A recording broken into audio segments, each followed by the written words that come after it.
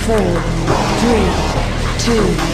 1. The early goal with Epic was just to be able to make a living building computer games so that we wouldn't have to go out and get real jobs. The Unreal community didn't exist, and I don't think Epic would be here right now. I mean, they're so instrumental in publicizing our game early on and creating hype for it. Nowadays, the Unreal community it's far, far larger than Epic. Epic's a 30-person company, and the Unreal community is many thousands of people out there doing really interesting things with the engine. Basically, anything that needs to simulate a 3D environment, from games to movie-proof production to training simulators, anything could be a general use for the engine.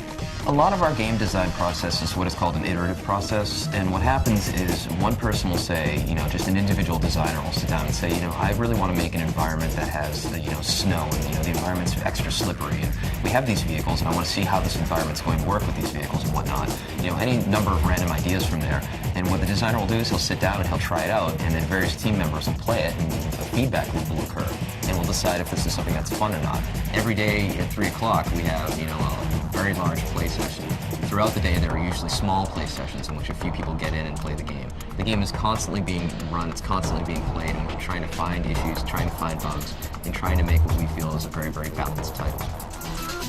Modding is short for modification, and we, from the get-go, from the original Unreal Tournament and Unreal 1, have fostered this community of, if you buy our game, we ship many of the very same tools we use to build a game with the product. So you're not just getting a game, you're almost getting a platform, you're getting a construction set, and you can take what we've given you and start building your own environments. You can start creating your own characters, and from there you can post them on the internet and share them with other users.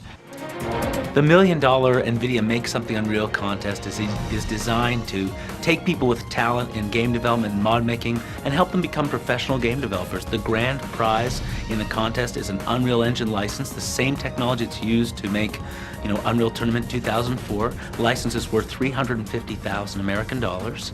In addition, there's over $500,000 in cash prizes spread throughout all the different disciplines of game development. There's level design, there's programming, there's mutators, all the fun things that you see in Unreal Tournament. If you can recreate them with the tools that we provide, you got a shot at making some serious money in this contest.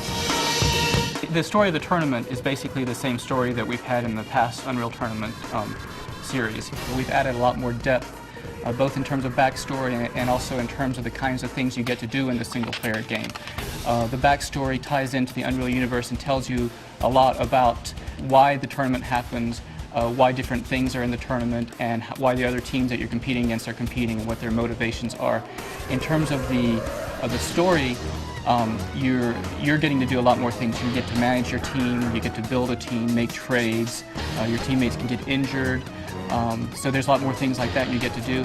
And you also have the ability to do things like challenge the leaders of opposing teams to try to gain an advantage in the tournament. So we've got a lot more variety and different things you can do in our single-player game this time.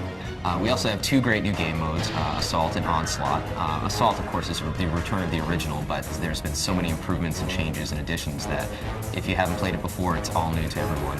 Onslaught, of course, is the large-scale vehicular-based mode. I believe at last count there's 9 or 10 vehicles in the game, from tanks to flying vehicles to hover vehicles to space fighters. I mean, it's just really, we take it all the way from the ground level to the air and then all the way into space. Well, the 2 new game types, Onslaught and Assault, really bring Unreal Tournament 2004 up to date. The big multiplayer online war simulation game. It's really interesting to take all of those concepts and bring them into a futuristic, fast-paced game like Unreal Tournament, with our modern futuristic weapons and everything. It creates a whole new gameplay dynamic that you've really never seen in Unreal before. I think the good barometer of a good gaming experience as a designer is if you're making a game that you want to play. And every day when we have our play tests, and we can only play, depending on the day, 16 or 32 players, those servers are packed with every employee from our company just jumping on and blowing each other all to hell, and it's just great, great fun.